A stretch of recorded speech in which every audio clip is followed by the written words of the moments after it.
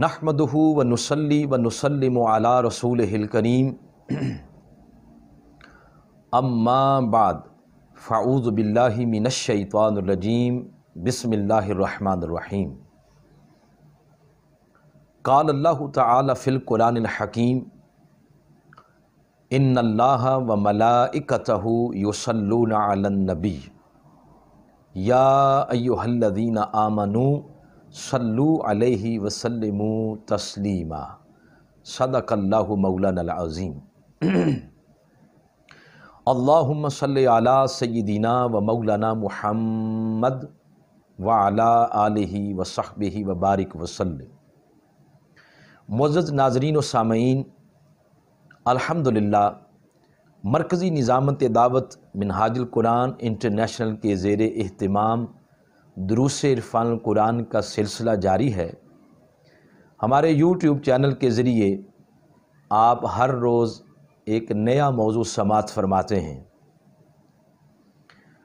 ہماری آج کی اس نشست کا عنوان ہے درود و سلام کے فضائل اور اس کی برکات۔ معزز ناظرین،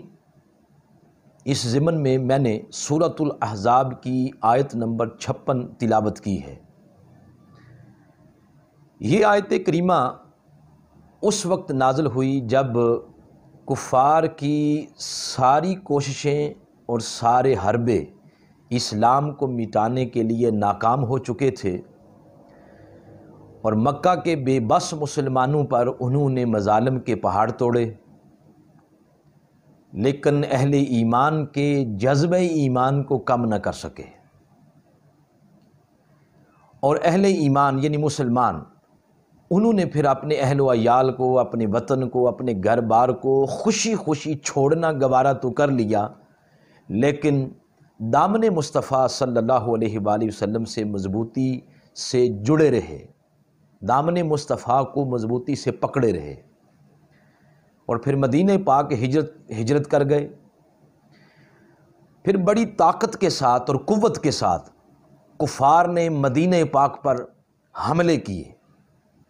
مگر ہر بار مٹھی بھر اہل ایمان سے شکست کھا کر ناکام واپس آ جاتے۔ اب انہوں نے آقا علیہ الصلوۃ والسلام کی ذات اقدس و اطہر پر طرح طرح کے بے جا الزامات تراشنے شروع کر دیے، تاکہ لوگ رشد و ہدایت کی اس نورانی شمع سے نفرت کرنے لگ جائیں اور پھر اسلام کی ترقی وہ رک جائے۔ اللہ تعالیٰ نے اس ماحول میں یہ آیت کریمہ نازل فرما کر ان کی ساری امیدوں کو خاک میں ملا دیا، اور اس آیت کریمہ کے نازل کرنے کے ساتھ یہ پیغام دے دیا کہ یہ میرا حبیب، یہ میرا رسول وہ ہے جس کی توصیف و ثنا میں خود اپنی زبان قدرت سے کرتا ہوں، اور میرے سارے ان گنت ملائکہ فرشتے ہمہ وقت اپنی نورانی زبان اور پاکیزہ زبان سے ان کی خدمت میں عقیدت پیش کرتے رہتے ہیں۔ تو بدبختو کافرو، تم ان کی شان عالی میں ہرزہ سرائی کرتے بھی رہو تو ان کی شان میں کوئی فرق پڑ جائے گا؟ جس طرح تمہارے پہلے سارے منصوبے خاک میں مل گئے، تمہاری ساری کاوشیں کوششیں ناکام ہو گئیں، اسی طرح اس ناپاک مہم میں بھی تم خائب و خاسر ہو جاؤ گے۔ تو یہ آیت کریمہ اللہ پاک نے اس وقت نازل فرمائی، ان اللہ و ملائکتہ یصلون علی النبی یا ایہا الذین آمنوا صلو علیہ وسلموا تسلیما۔ ناظرین، اس آیت کریمہ کی شان کو زیادہ سے زیادہ سمجھنے کے لیے ضروری ہے کہ اس کے کلمات طیبات پر غور کیا جائے۔ جب اس کے کلمات طیبات پر غور کریں گے تو معلوم ہوگا کہ اس آیت کریمہ میں جو فعل صلاۃ ہے اس کے 3 فاعل ہیں۔ یہ درود کا جو فعل ہے، فعل صلاۃ ہے، اس کے فاعل 3 ہیں۔ اول نمبر پر اللہ تعالیٰ کی ذات، دوسرے نمبر پر فعل صلاۃ کا فاعل اس کے ملائکہ ہیں، فرشتے ہیں، اور تیسرے نمبر پر فعل صلاۃ کا فاعل اہل ایمان ہیں۔ ناظرین، جب فعل صلاۃ کی نسبت اللہ کی طرف ہوگی تو اس وقت معنی یہ ہوگا کہ اللہ تعالیٰ فرشتوں کی بھری مجلس اور بھری محفل میں اپنے محبوب کی تعریف اور ثنا بیان کرتا ہے۔ اس کو امام بخاری نے بھی بیان کیا ہے۔ امام بخاری فرماتے ہیں کہ جب فعل صلات کی نسبت اللہ کی طرف ہوگی تو معنی یہ ہوگا ثناؤہ عند الملائکہ و تعظیمہ، کہ اللہ فرشتوں کی مجلس میں، فرشتوں کی محفل میں اپنے محبوب کی تعریف اور ثنا بیان کرتا ہے۔ اسی طرح علامہ محمود آلوسی رحمۃ اللہ تعالیٰ علیہ نے تفسیر روح المعانی کے اندر اس آیت کریمہ کی روشنی میں لکھا ہے کہ جب فعل صلات کی نسبت اللہ کی طرف ہوگی تو اس وقت معنی یہ ہوگا کہ اللہ اپنے محبوب کے ذکر کو بلند کر کے دنیا میں آپ کی عزت اور شان کو بڑھاتا ہے، اور روز قیامت اپنے محبوب کی شفاعت کو ان کے غلاموں کے حق میں قبول فرما کر مقام محمود پر فائز کرے گا، اور اولین و آخرین میں سے جتنے مقربین ہیں ان سب پر اپنے محبوب کو سبقت بخش کر حضور کی شان کو بڑھائے گا۔ علامہ محمود آلوسی فرماتے ہیں یہ معنی ہے جب فعل صلات کی نسبت اللہ کی طرف ہوگی تو درود و سلام کا اللہ کا بھیجنا اپنے محبوب پر، اس کا مفہوم یہ ہوگا۔ ناظرین کرام، تو اس آیت کریمہ میں پھر دوسرا فاعل، فعل صلات کا فاعل وہ ملائکہ ہیں۔ ملائکہ ملک کی جمع ہے اور اس کا معنی ہے فرشتے۔ یہ قرآن حکیم میں تقریباً 70 سے زائد مرتبہ یہ لفظ استعمال ہوا ہے۔ بیشتر مقامات پر جہاں بھی یہ لفظ آیا ہے، بیشتر مقامات پر لفظ ملائکہ اضافت کے بغیر آیا ہے۔ جیسے سورۃ البقرہ کے اندر ارشاد فرمایا وَإِذْ قَالَ رَبُّكَ لِلْمَلَائِكَةِ، یہاں پر یہ لفظ استعمال ہوا ہے مگر اضافت کے بغیر استعمال ہوا ہے، لیکن جو درود و سلام والی آیت ہے اس میں یہ لفظ استعمال ہوا ہے ملائکتہ، اس کے فرشتے۔ تو درود و سلام والی آیت میں جب فعل صلات کی نسبت ملائکہ کی طرف ہوئی تو اللہ نے ان کی نسبت اپنی طرف کر دی۔ پورے قرآن حکیم کے اندر یہ لفظ ملائکہ بیشتر مقامات پر اضافت کے بغیر آیا ہے، اس آیت کریمہ میں اضافت کے ساتھ آیا ہے۔ سورہ بقرہ جیسے میں نے بیان کر دیا، اسی طرح سورۃ الزخرف اس کی آیت نمبر 19 کے اندر ارشاد فرمایا وَجَعَلُوا الْمَلَائِكَةَ الَّذِينَ هُمْ عِبَادُ الرَّحْمَنِ إِنَاثًا، یہاں پر بھی یہ لفظ اضافت کے بغیر آیا ہے۔ پھر سورۃ الفاطر کی آیت نمبر 1 میں ارشاد فرمایا الحمدللہ فاطر السماوات والارض جاعل الملائکۃ رسلا، یہاں بھی لفظ ملائکہ آیا تو ہے مگر اضافت کے بغیر آیا ہے۔ اسی طرح سورۃ المعارج اس کی آیت نمبر 4 کے اندر فرمایا تعرج الملائکۃ والروح الیہ فی یوم کان مقدارہ 50 الف سنہ۔ پھر سورۃ النحل کے اندر ارشاد فرمایا وَلِلَّهِ يَسْجُدُ مَا فِي السَّمَاوَاتِ وَمَا فِي الْأَرْضِ مِن دَابَّةٍ وَالْمَلَائِكَةُ وَهُمْ لَا يَسْتَكْبِرُونَ۔ تو آپ نے دیکھا یہ 3-4 مقامات جو میں نے قرآن حکیم کے کوٹ کیے تو ان میں لفظ ملائکہ آیا تو ہے مگر اضافت کے بغیر آیا۔ اسی طرح سورۃ الزمر کی آیت نمبر 75 میں فرمایا وَتَرَى الْمَلَائِكَةَ، پھر سورۃ الرعد میں ارشاد فرمایا وَالْمَلَائِكَةُ يَدْخُلُونَ عَلَيْهِم مِّن كُلِّ بَابٍ، پھر سورۃ المدثر کے اندر فرمایا وَمَا جَعَلْنَا أَصْحَابَ النَّارِ إِلَّا مَلَائِكَةً۔ پھر قرآن حکیم کا آخری پارہ، اس کی ایک بڑی معروف سورہ ہے سورۃ القدر، اس میں ارشاد فرمایا بسم اللہ الرحمن الرحیم انا انزلناہ فی لیلۃ القدر وما ادراک ما لیلۃ القدر لیلۃ القدر خیر من الف شہر، اور آگے فرمایا تنزل الملائکۃ والروح۔ تو یہاں پر بھی ملائکہ کا ذکر تو ہے مگر اضافت کے بغیر ہے۔ تو یہ جو 7-8 مقامات نمونے کے طور پر میں نے کوٹ کیے ہیں، تو ان تمام مقامات پر لفظ ملائکہ آیا تو ہے مگر اضافت کے بغیر، لیکن جب درود و سلام والی آیت کے اندر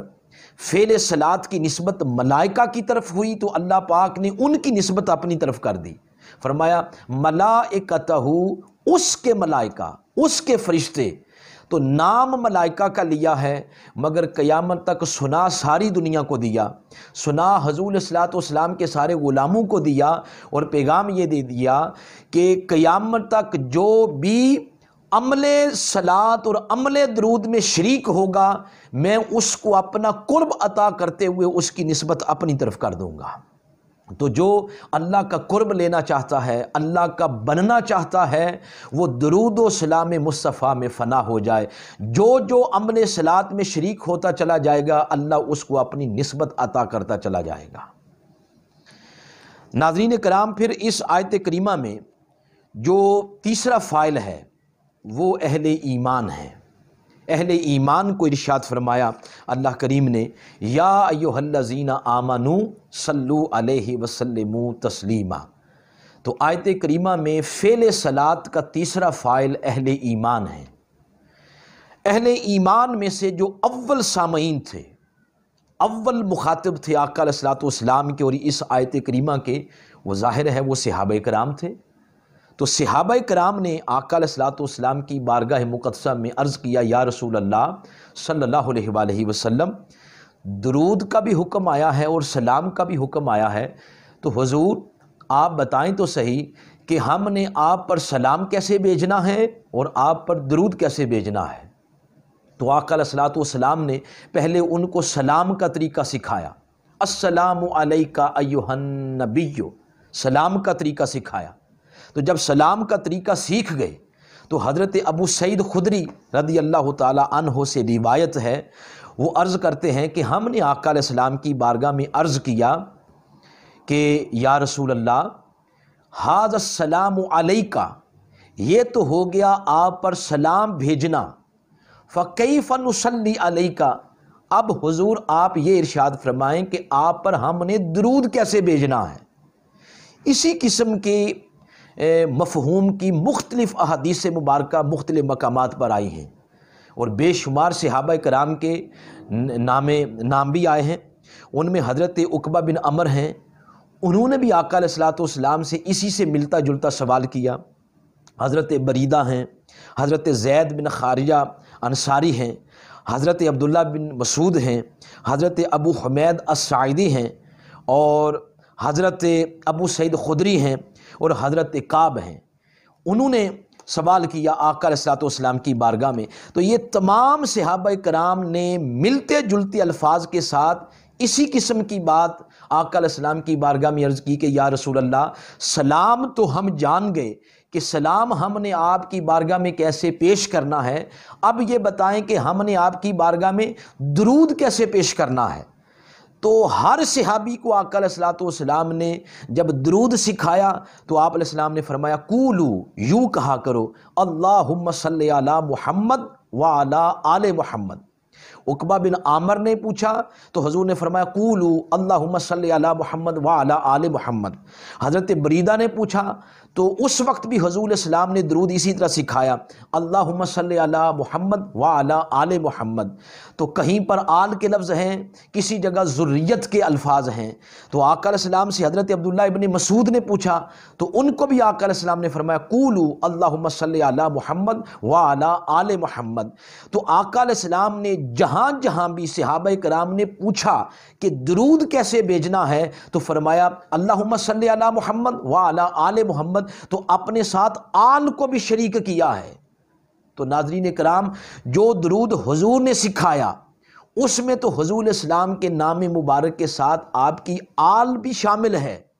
آج کتنی بدقسمتی ہوگی کہ ہم حضور علیہ الصلوۃ والسلام کی آل کو درود سے نکالتے چلے جا رہے ہیں۔ تو جو درود حضور نے سکھایا اس میں آل شامل ہے۔ تو درود تب تک مکمل نہیں ہوتا جب تک حضور کے سکھائے ہوئے طریقے کے ساتھ پیش نہ کیا جائے۔ وہ طریقہ ہے اللہم صلی علی محمد وعلی آل محمد، اس میں حضور کی آل کو بھی شامل کیا گیا ہے۔ پھر آگے بڑھتے ہوئے حضرت عبداللہ بن ابی طلحہ رضی اللہ تعالی عنہ وہ ارشاد فرماتے ہیں کہ ایک دن آقا علیہ الصلوۃ والسلام ہماری نشست میں، ہماری مجلس میں تشریف لائے تو حضور علیہ الصلوۃ والسلام کے رخ انور پر خوشی اور مسرت کے اثرات نمایاں تھے۔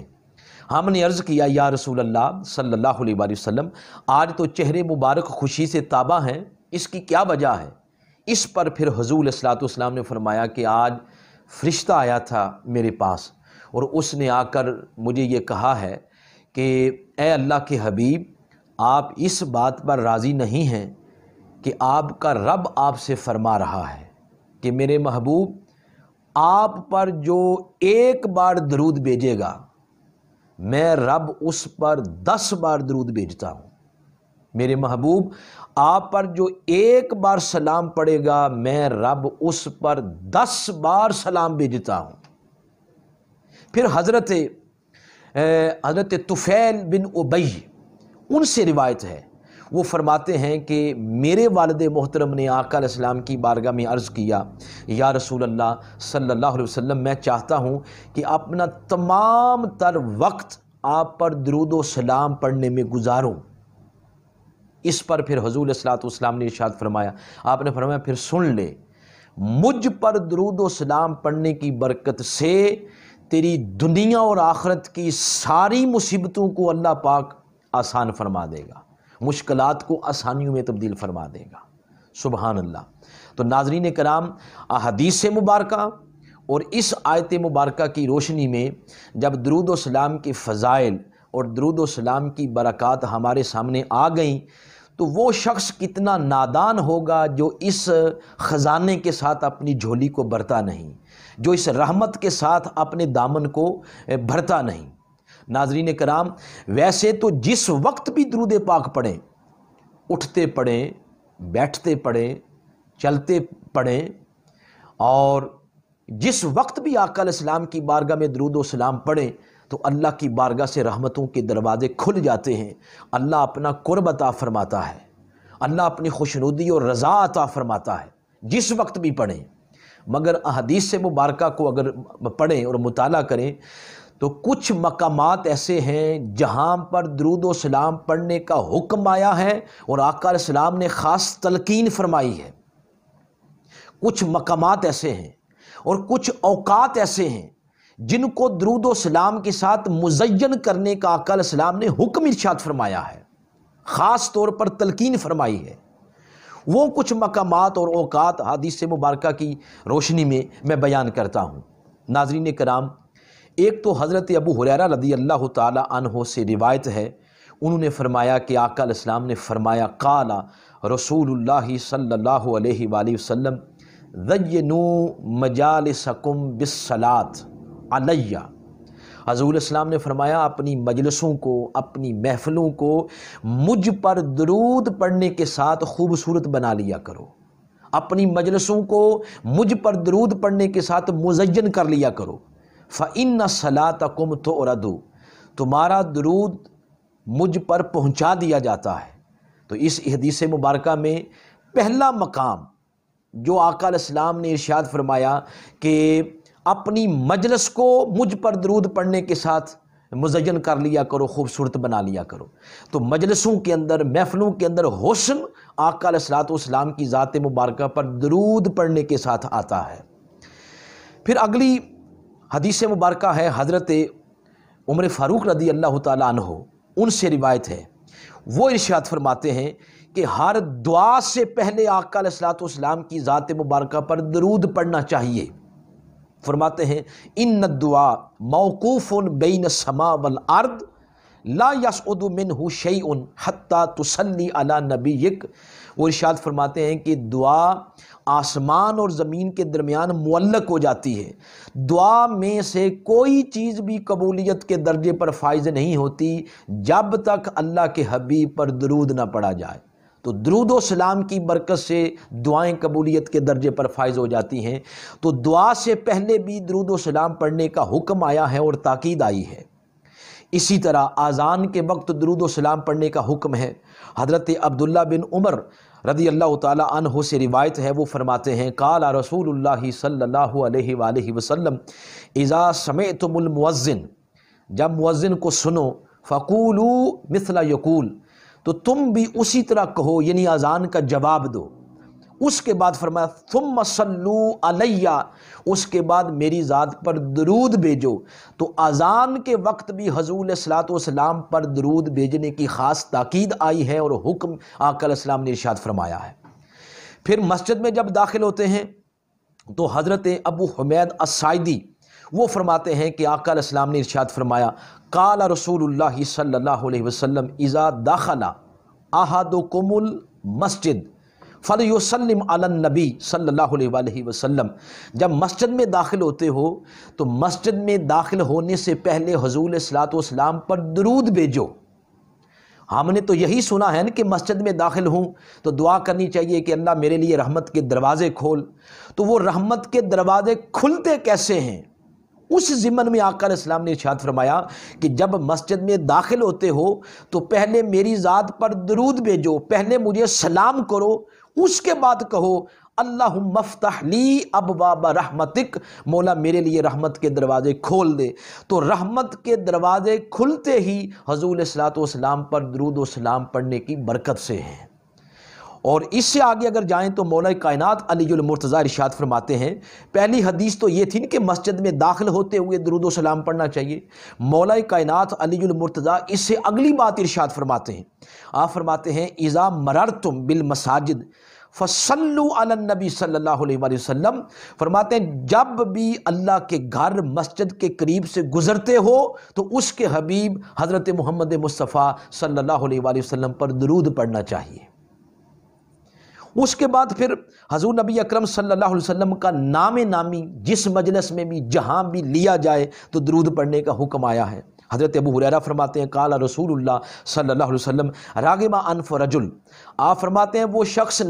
اس شخص کی ناک خاک آلود ہو، ذکرت عندہ فلم یصلی علیہ، جس کے سامنے میرا نام لیا گیا اور اس نے میری ذات پر درود نہیں پڑھا۔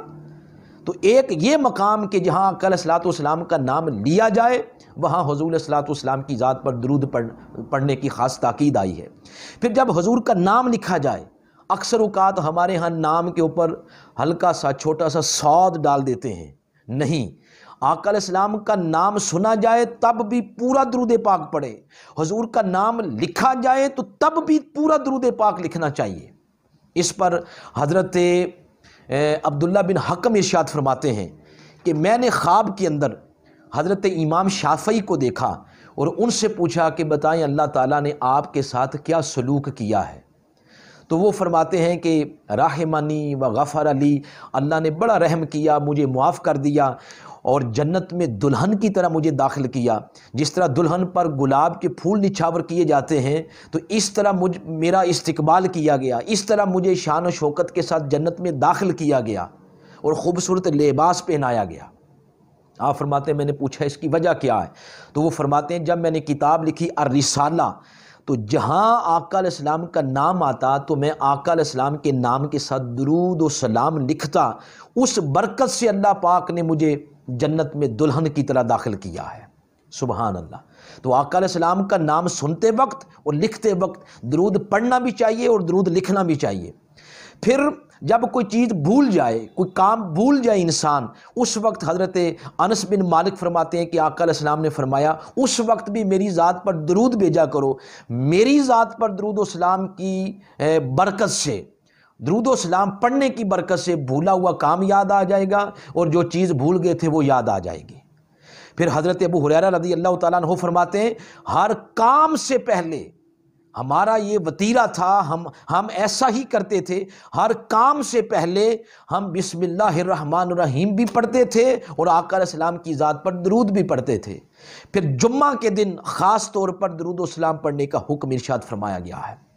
پھر گنبد خضرا پہ جب نظر پڑتی ہے تو وہاں درود پاک پڑھنے کا حکم ارشاد فرمایا گیا ہے۔ تو چند مقامات ایسے ہیں، چند اوقات ایسے ہیں جہاں بڑے اہتمام کے ساتھ درود و سلام پڑھنے کی تاکید آئی ہے اور آقا علیہ الصلوۃ والسلام نے حکم ارشاد فرمایا ہے۔ ناظرین کرام، درود و سلام کے فضائل عمر بھر بندہ بیان کرتا رہے تو وقت کے دامن میں اتنی گنجائش نہیں جتنے درود و سلام کی برکات ہیں۔ آج جب امت مسلمہ آقا علیہ الصلوۃ والسلام کی بارگاہ سے دوری کا کثیر الجہتی عذاب جھیل رہی ہے اور اطاعت و عشق مصطفیٰ صلی اللہ علیہ وسلم کے روح پرور جذبات ماند پڑتے جا رہے ہیں، اور ذات مصطفیٰ جو کہ امت مسلمہ کی مرکز و محور بھی تھی اور نقطہ اتحاد بھی تھی، اس ذات مبارکہ سے آج امت مسلمہ دور بھی ہوگی اور اس ذات مبارکہ کو وجہ نزاع بنانے کی سازشیں بھی ہو رہی ہیں۔ آئیں ان حالات میں پھر سے امت کے دلوں میں ویران بستیوں کو آباد کرنے کے لیے درود و سلام کے ترانے الاپنے کی ضرورت ہے، درود و سلام میں فنا ہونے کی ضرورت ہے، ایک ایسا ماحول بنانے کی ضرورت ہے کہ ہر زبان پر آقا علیہ الصلوۃ والسلام کا درود و سلام وہ جاری ہو جائے۔ اللہ پاک درود و سلام کی برکت سے ہمیں ہر قسم کی وبائی امراض سے محفوظ فرمائے، اور درود و سلام کی برکت سے حضور علیہ السلام کا قرب اور آقا علیہ الصلوۃ والسلام کی قربت کی خیرات سے مالا مال فرمائے۔ وما علیہ الا البلاغ المبین۔